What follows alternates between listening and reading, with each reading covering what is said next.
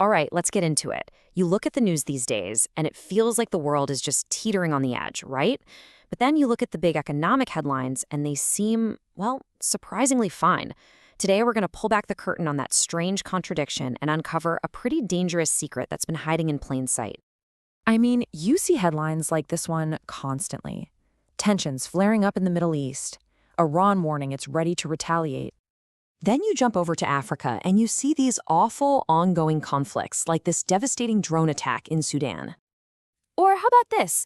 A whole year after rebels took over a major city in the DRC, banks are still closed. The future for so many people is just up in the air. And all this is happening while these huge, long-running wars like the one in Ukraine just keep grinding on day after endless day. So, it all just begs this massive question.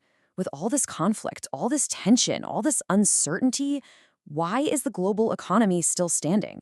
You'd think it would have crumbled by now. What is really going on here?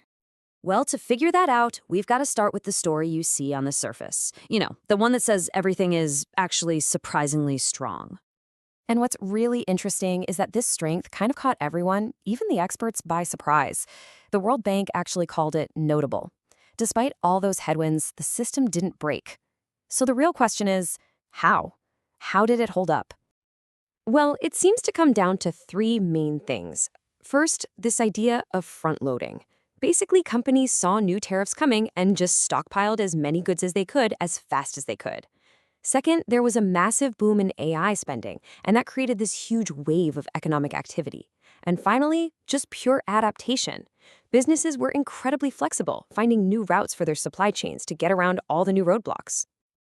And what was the result of all that hustle?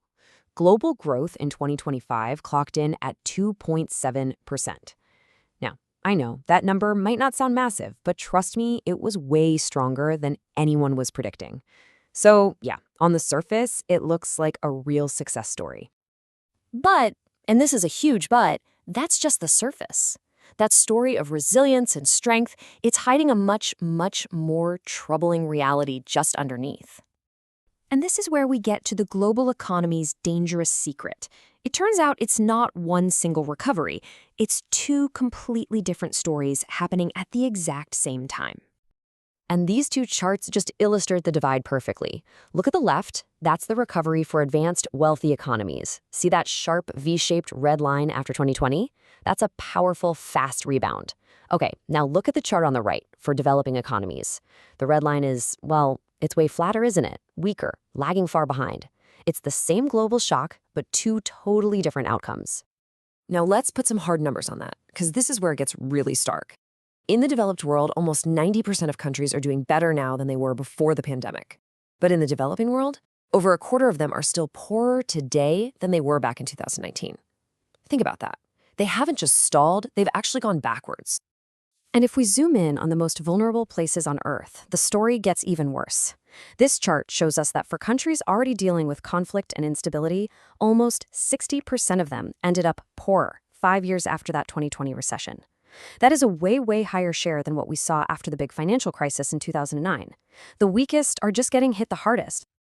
So the main point here is that while the global economy looks pretty solid from a distance, its foundation is deeply, deeply uneven. And when you look ahead, there are some serious risks that could make those cracks even wider.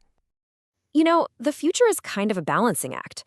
On the downside, trade tensions could flare up again, a jittery financial market could cause a shock, or one of those geopolitical hotspots we saw earlier could boil over and disrupt everything. Now, on the upside, maybe companies keep adapting brilliantly, and that AI boom spreads even further. But you gotta admit, those downside risks feel pretty heavy right now. And look, this isn't just about abstract numbers and charts. This growing divide has a staggering human cost, which brings us to what we could call the billion-job challenge. 1.2 billion. Just take a second to look at that number. Let it sink in. What could that possibly represent?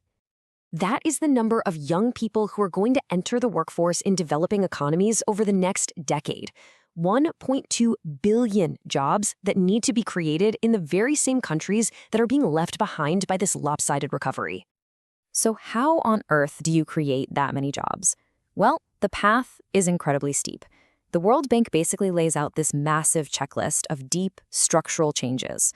Things like fixing government finances, boosting revenue, spending money more efficiently, attracting investment. The list just goes on and on. This isn't just about tweaking a few policies. This is a monumental task, especially for economies that are already just trying to keep their heads above water. So let's bring it all back to where we started. The global economy, yeah, it looks resilient, but that resilience is a bit of a mask. It's hiding this deep, growing, and pretty dangerous divergence. The foundation is cracking. And so the ultimate question all this data forces us to ask isn't really if the global economy can hold together, it's who exactly is it holding together for?